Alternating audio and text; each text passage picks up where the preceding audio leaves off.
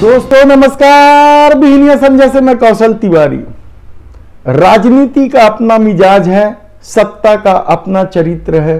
तमाम विपरीत परिस्थितियों के बाद भी देश के प्रधानमंत्री नरेंद्र मोदी यह बात अच्छी तरीके से जानते हैं कि परिस्थितियों को अपने अनुकूल करके किस तरीके से चुनाव जीतना है। इस खेल में माहिर नरेंद्र मोदी इन दिनों लगातार लगभग हर अपनी सभा में कह रहे हैं कि उन्हें गाली दी जाती है। रोज 2-2, 3-3 किलो गालियां वे खाते हैं और यही उन्हें ताकत देती है, यही उनका पोषण तत्व है।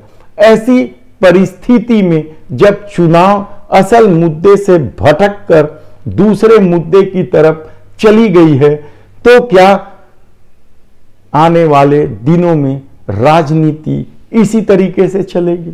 आम जनमानस के सवालों का कहीं कोई जवाब किसी सत्ता के पास नहीं होगा।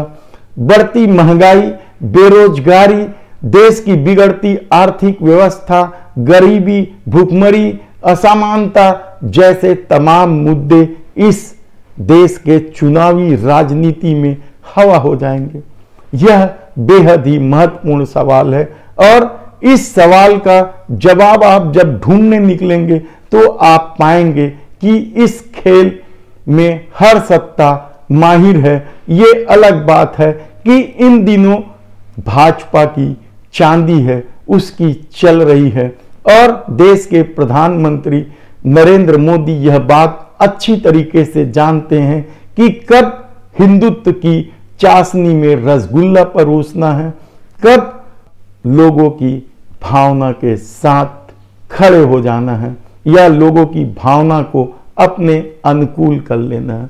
शायद यही वजह है कि इन दिनों प्रायः हर सभा में वह यही बात करते हैं कि उन्हें गाली दी जाती है और यही उनकी ताकत है।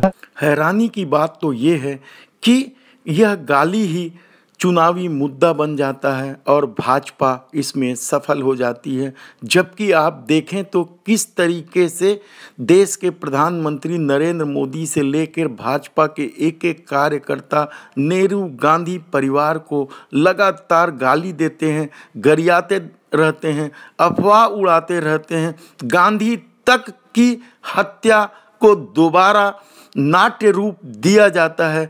ऐसी परिस्थितियां जब इस देश में निर्मित कर दी गई है और उन परिस्थितियों का शिकार अब शायद देश के प्रधानमंत्री नरेंद्र मोदी भी होने लगे हैं, तो वे जानते हैं कि इस मनोविज्ञान के खेल में जनता से कैसे सहानुभूति अर्जित की जाए।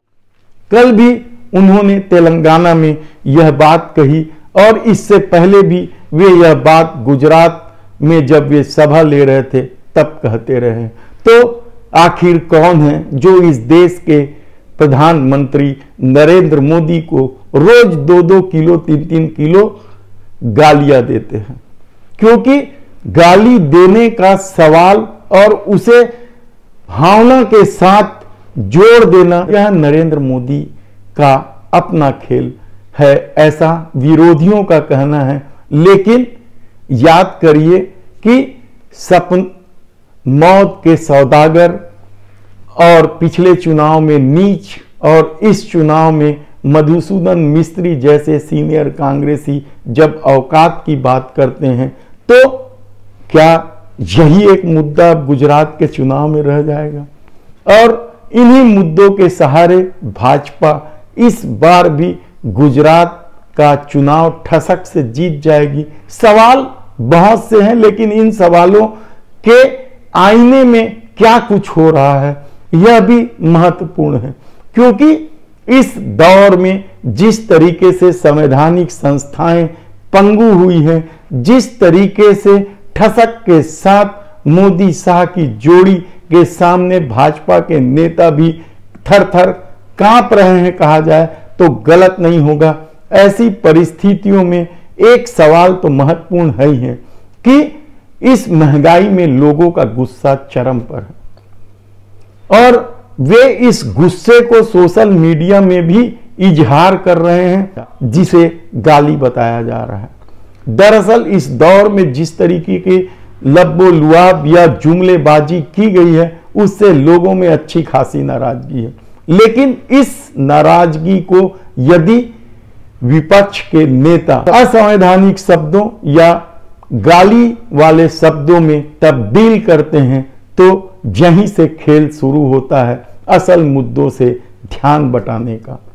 गुजरात की परिस्थितियां एक अलग तरह की परिस्थितियां हैं, क्योंकि यह भाजपा और आरएसएस के लिए हिंदुत्व की प्रयोगशाला है और कहा जा रहा है कि यदि गुजरात चला गया तो 2024 भी चला जाएगा। ऐसी परिस्थितियों में विरोधी नेताओं को संयम बरतना चाहिए और सामान्य जीवन का पाठ भी यही है कि संयमित व्यक्ति ही सफल होता है, शानदार जीवन जीता है। लेकिन गुस्सा का क्या करें जब महंगाई 2 गुने रफ्तार से बढ़ रही हो, जीवन जीने का संकट खड़ा हो गया हो, उस गुस्से का क्या किया जाए।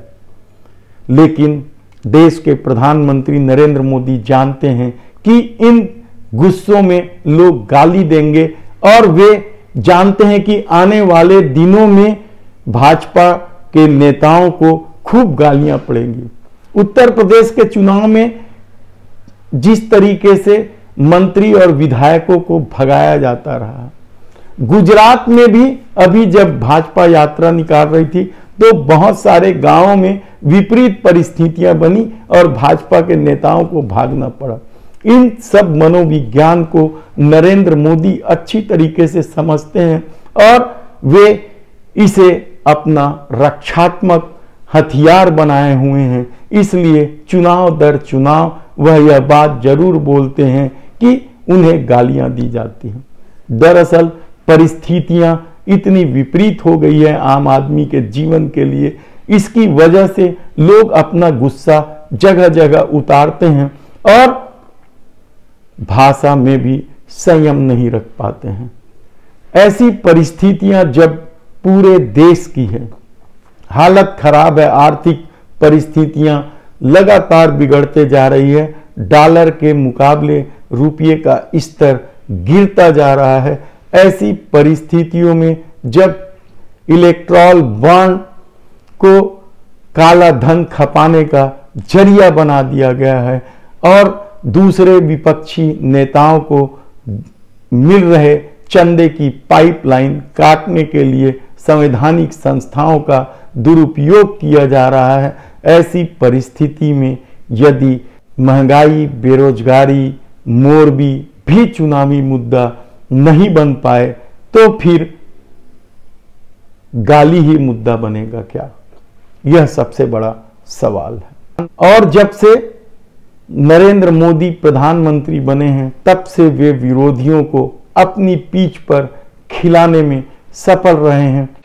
उस जाल में फंसकर भाजपा की पीठ पे खड़े हो जाते हैं खेलने के लिए। कभी वे साफ हिंदुत्व की दुहाई देने लगते हैं तो कभी कुछ।